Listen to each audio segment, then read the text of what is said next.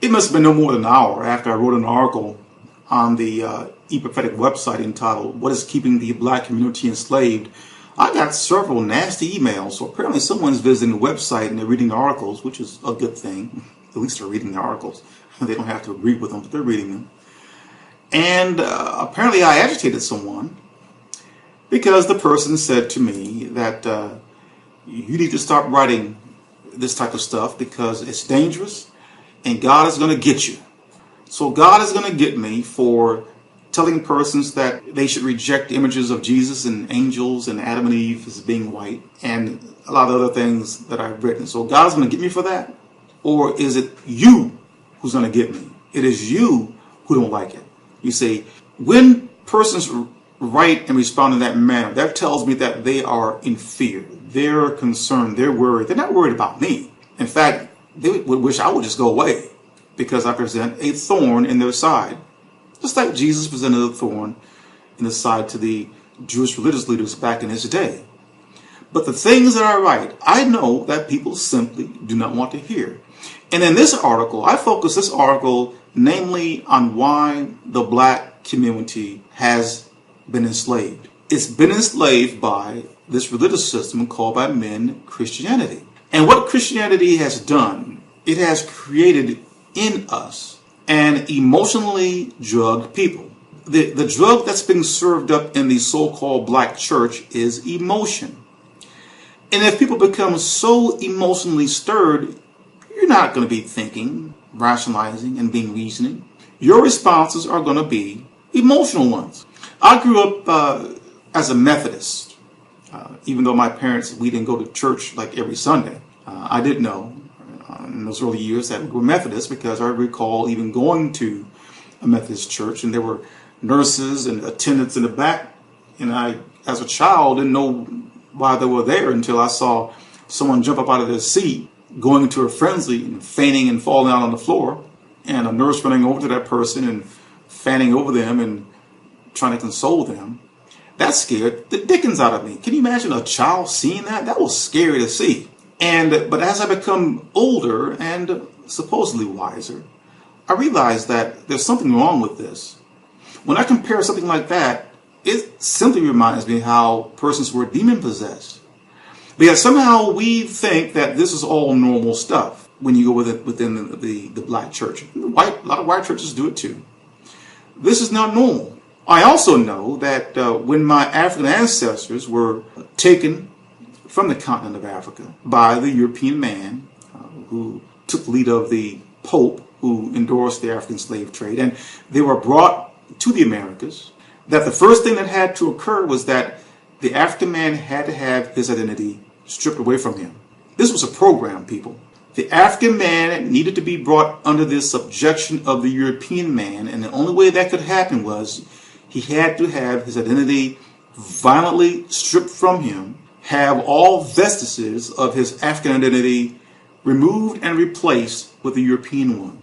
And what came with that European superimposition, is what I call it, was the religion called by men Christianity, replete with its images of Jesus and God as being white, angels being white, Adam and Eve being white. And one has to imagine that the African man and woman way back then, my ancestors, could not read, they couldn't verify, they knew nothing about a book called the Bible that was shoved down their throat. They were under the threat of the whip and death if they did not do as the white slave master directed them. They were basically forced to believe in this book and in this religion. And so when my African ancestors were groomed by the white slave master, who basically taught him to sit and stand like a dog, to bark like a dog, to repeat what he taught him, you soon had African people teaching African people what the white slave master taught him. I never say that my parents, my grandparents, my great-great-grandparents lied to me. I say that they were lied to. And thus, what they were told is simply passed on to their children, and their children to their children, and their children to me. I've stopped that. I've stopped that cycle. I don't pass on that stuff to my children. I want my children to be thinkers. I want them to be spiritual persons who will worship God as a spirit, someone who cannot be seen. His Messiah as a spirit, as someone who cannot be seen. I'm amazed that people to this very day, and especially within the black church, you go into these black churches, they will have paintings and statues of a white Jesus staring back at you. That makes absolutely no sense.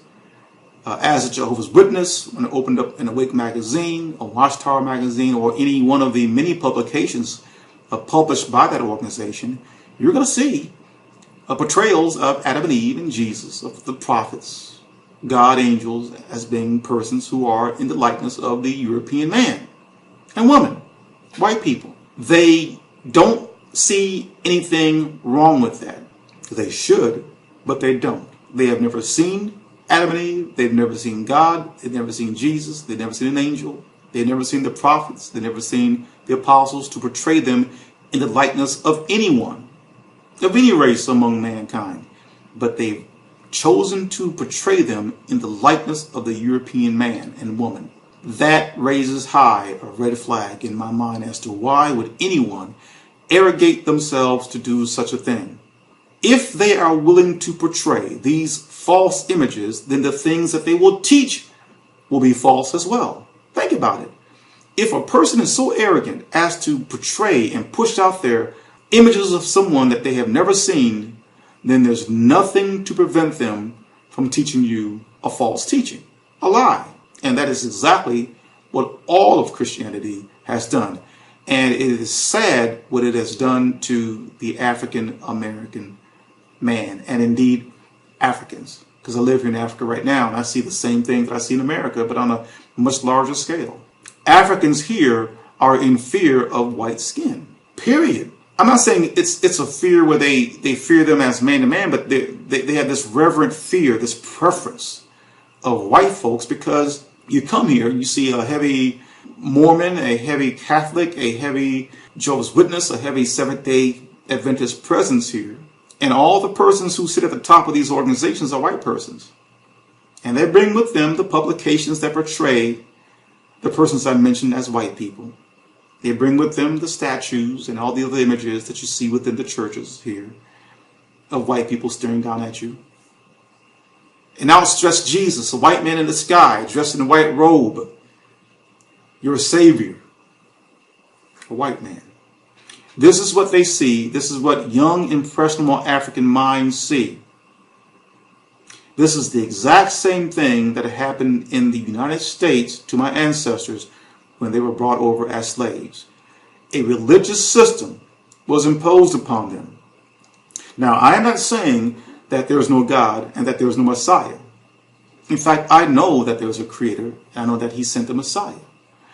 But he is not as the religious system called by men in Christianity has portrayed them.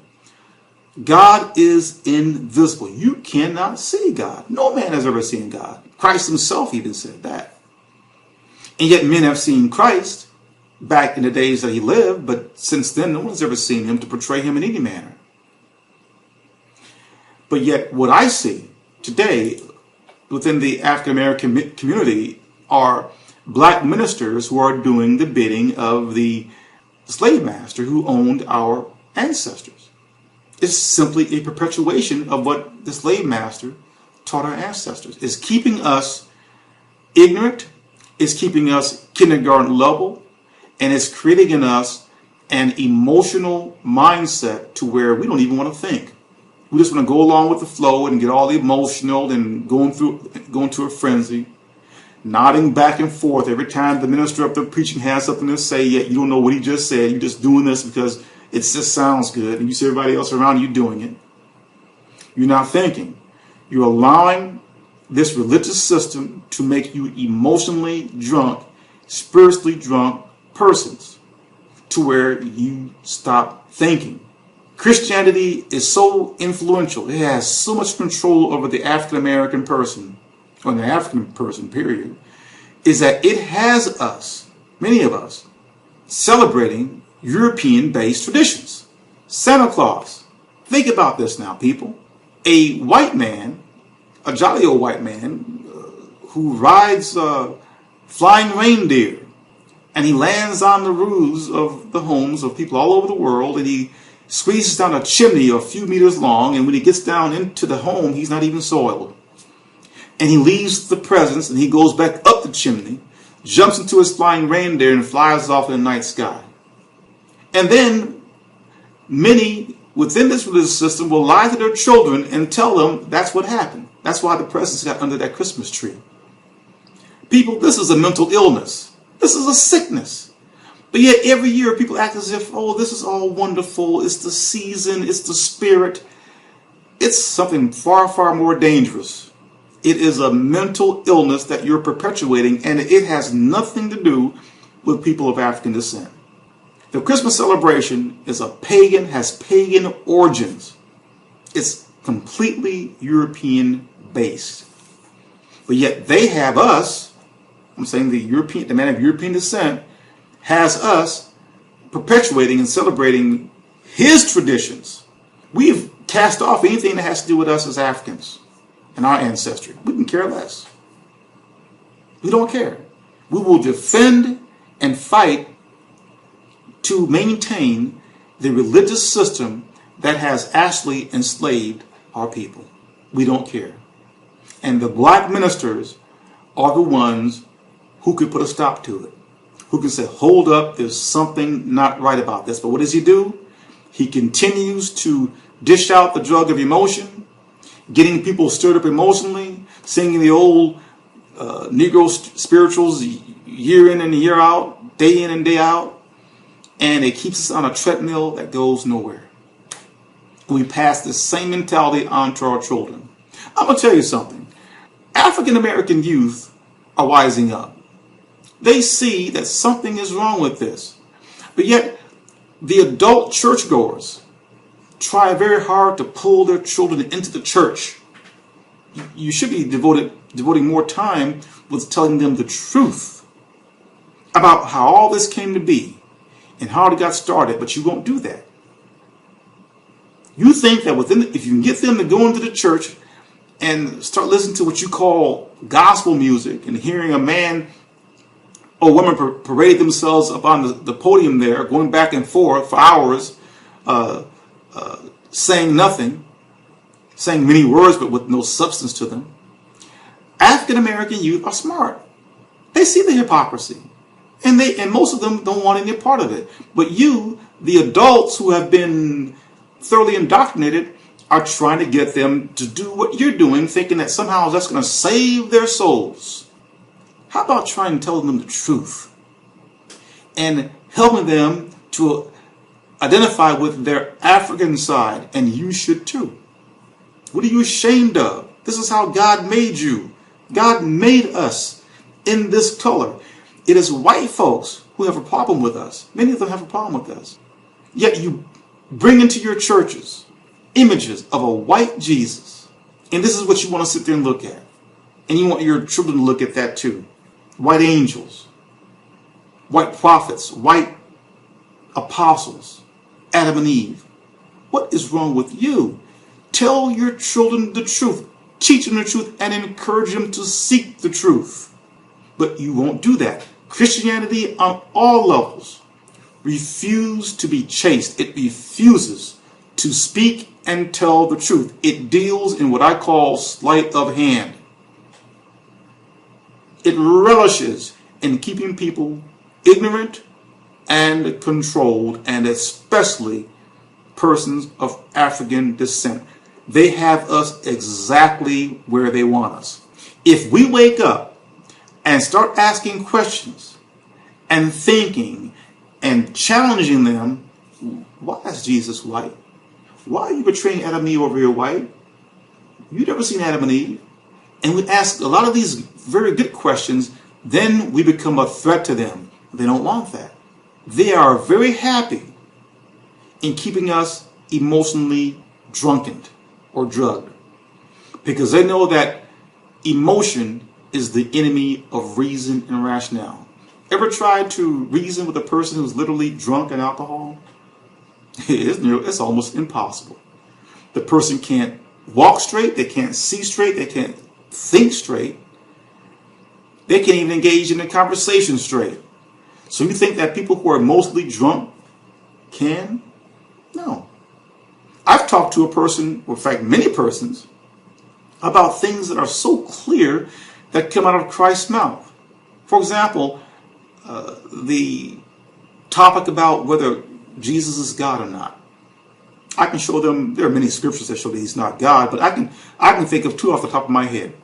One of them is one that Jesus himself uttered at John chapter 1 verse 18, where Jesus says that no man has seen God at any time. In other words, no man has ever seen God. This is Jesus saying that. But yet, men have seen Jesus. So if men have seen Jesus, what does that not make Jesus? That does not make him God, because they've seen him. Now, I can show them that scripture. These are persons who are emotionally drunk. There's not an ounce of reason within them. They will read that and see it and still say, in your face, I don't care what that says. My Lord is God. See, that's an emotional response. That's a drunk person talking. You can show them another passage where Jesus is sitting down with his disciples there at Matthew chapter 16, and he asks his disciples point blank, who do you, that is, my closest companions who stuck with me thick and thin, who know me the best, who do you say I am? And how does Peter answer? Peter says, you are the Son of the living God. Peter didn't say you're God. Peter said you are the Son of the living God. And what does Jesus say there at verse 17? He says, blessed are you, Peter, because flesh and blood did not reveal that truth to you, but my Father in heaven did. So I say to these emotionally drunk persons, these spiritually drunk persons, suppose you were there and Christ looked at you, looked you right in the face and asked you, who do you say I am? Do you mean to tell me you're going to say to him, you're God? You're going to answer differently than the Apostle Peter answered? And if you do you think Christ is going to say to you, blessed are you because flesh and blood did not reveal this to you, but my Father in heaven did? Of course Christ isn't going to say that. He isn't going to say that God revealed that to you, because God would not have told you that. God would have told you that this is my son. Listen to him. You're saying that Jesus is God. And Christ asked the question, who do you say I am? As far as I'm concerned, that's a conversation ender.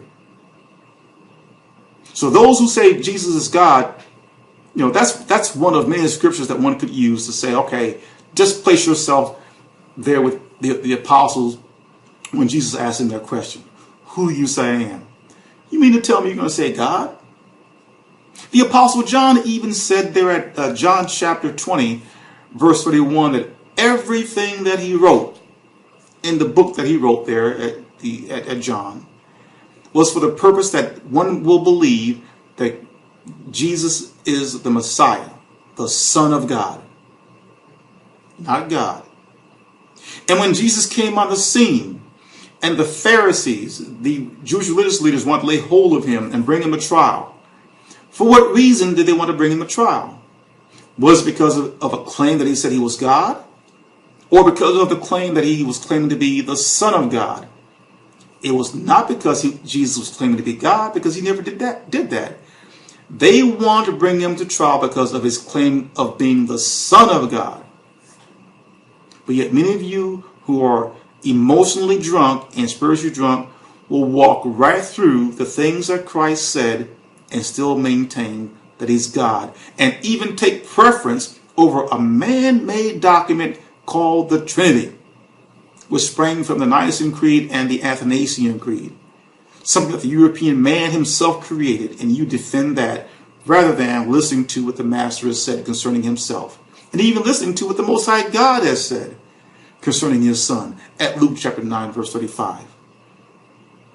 And even at Christ's baptism, when he came up, the Most High God identified him as his son. Yet you defy God and you defy Christ by calling the Son God. You're listening to your owners. the religious organizations, the ones that you are married to, the ones that you are membered to. So what is keeping the African American community enslaved? It is the religious system called by men Christianity. It is feeding us a very powerful drug called emotion. Christianity does not come from God. It doesn't come from Christ. The expression Christianity doesn't even exist. It was something Christ himself never uttered. It comes from the European man. He has made these words up, these expressions up, and he sold them to you, and you believed him. And you believe him far and above the one who is truly your master, Christ himself, who is not a white man. Christ to this day is not even flesh and blood, but that's how you visualize him.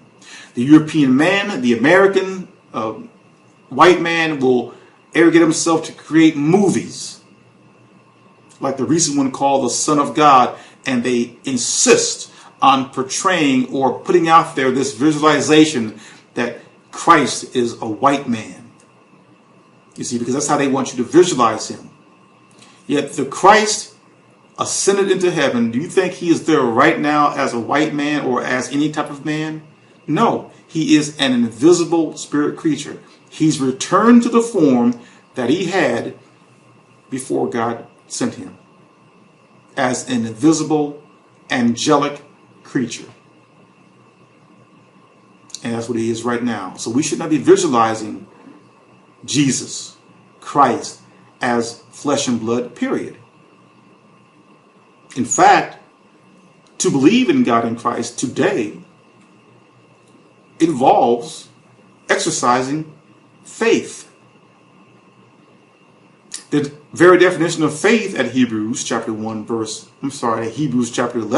1 is that we believe in something that we can't see. We know it's there, but we can't see it. But we are so certain that it exists as if we can see it. That God and Christ are both invisible, we can't see them, demands faith in them to believe in them. But what has mankind done? He's created things that he can see. A white man being portrayed as Jesus. A book called the Bible that he can see. See, these are visual things. They're golden calves. It doesn't require faith. Christianity creates not only a mental illness, a mental impairment, a mental disease in people, an emotionally drugged person, an emotionally spiritual person, or a spiritually drunken person. It also creates a faithless person because they place faith in things that they can see. Their mental disposition is such that it's difficult for them to visualize the Son of God as someone that they cannot see. If you show a person a picture of who they say Jesus is, 10 times out of 10, a person is going to say, "Oh, that's Jesus." Show them a blank piece of paper and say, "Who is that?" They say, "A blank piece of paper," you see. In other words, that blank piece of paper could represent something invisible. That's Christ. You can't see him. He's not flesh and blood anymore. So now you have to turn on this other mechanism within you that's received very little exercise, and it's called faith. And that's what you have to strengthen. Because if you don't have a strong faith, it is impossible to worship God and to serve his Son. It's impossible. You can talk all you want about believing in God and believing in Christ. If you don't have faith, it will be virtually impossible for you to see them in a spiritual sense. John chapter 4, verses 23 and 24 says that God is a spirit and that one must worship God with spirit and truth. That's deep, people. And that God is looking for such persons. And this is Christ speaking. And so faith is something that is not being employed today. Not even within the black church. We use these words loosely. We use words like faith and healing and family. We use them without thinking about what we're saying. Don't just tell a person to have faith and you don't tell them what it is. Don't assume, don't tell your children that, going to church is how you develop faith. No, it isn't. Faith has to first come by defining it as to what it is. Having a deep belief in something that you know is there, but you can't see it. But you know it's there without a shadow of a doubt. That's faith. It doesn't take faith to visualize God as a man, because you can see it. You can see him now. And God is not a man. Christ is not a man. But that is what the churches are producing. And when they do that, then they're teaching persons to become faithless, non-spiritual persons, while at the same time making them believe that they've got the Spirit. That's the deception. And moreover, it's coming from a religious system that's not from God and Christ. Christianity is an imposter. It is an imposter, and my goodness, it has pulled the wool over the eyes of many to where they're not thinking. People are not thinking. They've actually adopted a title that Christ didn't give them. That makes them adulterers. And I did a video, an article on this. If you look on the website, you'll find it. And the name of the article is, Who Are the Adulterers Today? So as long as I have breath in me, I'm going to speak about this subject. And I know that a lot of people aren't going to like it. Like I had a reverend email me a while back with that same line that they always give you. You better stop doing this because God going to get you. I'm like, man, come on. Y'all need to wake up with all this slave mentality. It is not God's going to get me. It's that you are going to get me, or the white man wants to get me. He wants to stop me from talking in this manner because it's messing with his game and it's playing with your game too. You, the black minister, and those within these organizations, whether you're Jehovah's Witnesses, who have elders who are black, you play an unwitting part in keeping our people ignorant, unthinking creatures, and keeping us dependent upon the things that the organization says. Yet Christ himself says that man does not live on bread alone, but on every word that comes out of God's mouth, not the mouths of religious organizations. And never assume that the things that the religious organizations say and teach are from God. That's the problem. People think because they belong to some religious organization that they've membered themselves to, adulterers, that somehow God is speaking there. God isn't speaking there. God never told you to listen to any of that. He told you to listen to his son. And I can show you more than 100 things that the so-called churches are teaching that oppose and defy what Christ has taught. But yet you don't want to hear that. You're going to defend the organizations that you have membered and attached yourself to, that you have married yourself to. You've taken upon their names. You have not taken upon the name of your true master, Christ. Because had you did, you would not attach yourself to someone else. You would listen to your husbandly owner, your head. But you don't. Listen to someone else you've married to. That's what makes you an adulterer. And you black ministers, you better wake up and teach the people the truth. And stop teaching them what the man of European descent fed our ancestors many hundreds of years ago. You're doing the exact same thing that they did back then. This cycle has to stop. We owe it to our children. We need to stop this cycle, and we owe it to our ancestors who have worked so hard and put up with a whole lot of stuff that our children today can't even appreciate because they're not being told that. I know entire websites right now who are afraid to post images of our ancestors being strung up by the neck, lynched, burned. Why is that? Why are people afraid of our children, our African American children, knowing the harsh treatment that came under the hands of Christianity? Why is that? Why don't we read about in history books how it was a pope, a European pope, who endorsed the African slave trade? These things are not talked about. But yet we sit in these churches that they imposed upon us, and we perpetuate the lies. And at the same time, the adults within those churches want the young people to become like them, emotionally drunk persons. So they can train them in that way, so when their children have children, they pass on that same drug to their children. We need to stop. We need to wake up and think. God isn't going to punish you for thinking. That's what he gave you a brain for. God has asked you to seek him through his son. You're not doing that. You're seeking the things that these organizations are wanting you to seek. They don't have the power of life and death to punish you or to condemn you. Only God and his Christ have that.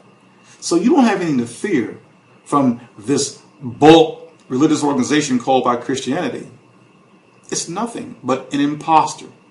Christ foretold its coming. Read Matthew chapter 24, verses 4 and 5. Jesus spoke of something, of many that would come on the basis of his name, truthfully teaching that he's the Christ, that he's Messiah. But it would mislead many. Is that not what Christianity today is doing? It is truthfully teaching that Christ, that Jesus is the Messiah. That's the truth. So it is teaching that truth. But Christ said it would come on the basis of his name, teaching that, but it would mislead many. That's what makes this an imposter. People tend to not ever associating Christianity as being a misleader. But that is exactly what it is. And if that's not enough for you, look at its history. Look at the violent history that Christianity has, and it has to this very day. It would not have such a violent history if it was truly from God and loving. Christianity hasn't been involved in the Spanish Inquisition, the Crusades, the African slave trade, the Salem witch hunts, shock and awe campaigns, the dropping of 2 atomic bombs upon a nation, the most terrible weapon ever devised by man, and the things that are happening even to this very day on a militaristic front. Christianity is right there. Its ministers, its priests are blessing these wars, blessing the troops as they go into war, blessing political leaders, presidents and prime ministers, blessing the troops. And you don't see anything wrong with that. Wake up. This is R. Jerome Harris from eProphetic.com. Thank you for listening.